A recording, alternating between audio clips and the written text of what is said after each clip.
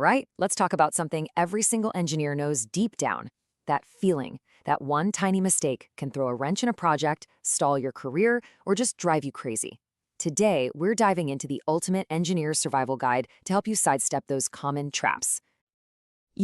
Oscar Wilde totally nailed it with this one.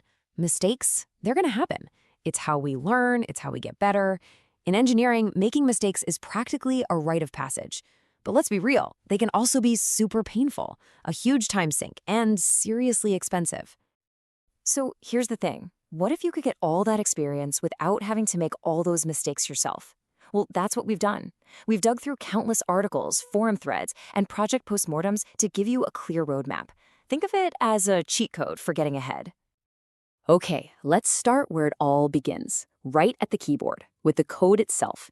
This is where those first little mistakes creep in, often with big consequences that don't show up until way, way down the line. This is the fundamental question, isn't it? Getting your code to just work, hey, that's just the price of admission. Being a professional is about writing code that someone else, or let's be honest, you in 6 months, can actually understand, modify, and build on without wanting to tear their hair out. These points right here, they're not just nice to haves. This is your checklist for being a pro. Clear names make your logic obvious. Good version control is the safety net that saves everyone's bacon. And skipping testing, oof, that's like building a bridge and just hoping for the best. It's a disaster waiting to happen. Oh man, it's so tempting, isn't it? You learn some cool, new, complex design pattern, and suddenly you want to use it for everything. But that's the fast track to overengineering. The goal isn't to write the most clever code. It's to solve the problem, elegantly, efficiently. You have to remember, you're writing for other humans first and the machine second. So, your code is clean, it's simple, fantastic. But let's zoom out, because individual tasks don't live in a bubble. They're all part of a much bigger project, with deadlines, budgets, and a whole web of dependencies. We've all felt that itch, that urge to just dive in and start building. But here's the truth. A few hours of thinking up front will literally save you days of painful rework later. Without a plan, you're not engineering. You're just guessing. And hey, the data backs this up big time. Just by clearly defining what you are and what you are not building, you can boost your chances of hitting your deadline by almost 50%. That's huge. A clear scope is your project's North Star. Without it, you're just lost in the woods. You ever see one of those domino rally videos? That's what bad scheduling does to a project. One little task slips by a day, and boom, it knocks over the next one, and pretty soon the whole timeline is in chaos. So what's the move? Be realistic. Stuff is going to go wrong. It just is. So plan for it. Building in some buffer time isn't being pessimistic, it's being a professional. You're basically scheduling for the unexpected. It's such a simple strategy, but the payoff is massive. All right, so you've got clean code and a rock-solid plan. You're all set, right? Well, not quite. The next trap is maybe the one we all underestimate the most, the human element. Because engineering is almost never a solo mission. Man, this is a frustrating one, but it happens all the time. The code is brilliant, the tech is flawless, but the project is a dud. Why? The answer almost always comes down to communication, collaboration, all those soft skills.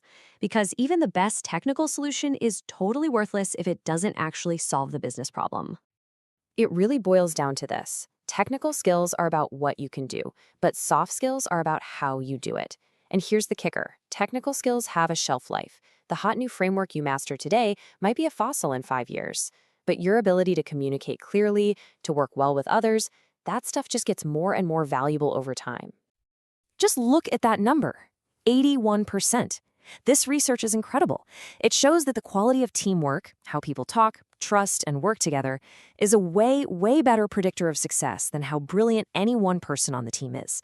It's not about having the best players, it's about having the best team. So how do you get better at teamwork? A great place to start is learning to switch hats. When you're talking to a project manager, put on your business hat. They don't care about the intricacies of the API. They care about what that API does for the customer. Your job is to translate the tech stuff into business results. We've looked at code, process, and people. Now we're going to turn to the final and maybe the toughest battleground, the one that's going on inside your own head.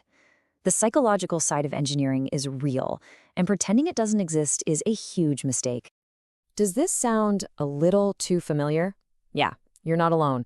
Imposter syndrome is everywhere in fields like tech. It hits everybody, from the brand new intern to the VP of engineering. Just knowing that this feeling is normal, that it's something we all share, is the first step to getting a handle on it. Ah, the classic tightrope walk for every junior engineer. Ask for help too much, and you worry you look like you can't do anything.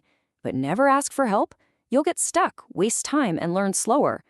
The key is finding that balance. Struggle with it first. Really try to figure it out, but know when to tap out. Pushing just past that comfort zone, that's where the magic happens. And finally, you have got to protect your most important tool, your brain. Seriously, burnout is not a badge of honor. Working yourself to the bone doesn't lead to better code, it leads to sloppy mistakes and bad decisions. You have to set boundaries. You have to rest. This is a marathon. So we've walked through the traps in our code, our process, our teams, and even in ourselves. Avoiding them isn't about memorizing a giant list of don'ts. It's about building a completely new mindset. So let's pull this all together into a simple framework for growth. Here it is, 4 clear steps to take you to the next level. 1, build things that last. 2, think before you type. 3, remember that you're part of a bigger picture. And 4, be kind to yourself. Understand that mistakes aren't failures, they're just data. This is your path from just being a coder to becoming a true engineer. At the end of the day, the languages, the frameworks, the tools, they're all going to change. They always do. But the principles of great engineering, clarity, planning, collaboration, resilience, those are timeless. So the real question is, are you just building a feature today, or are you building the engineer you want to become? Thanks for tuning in.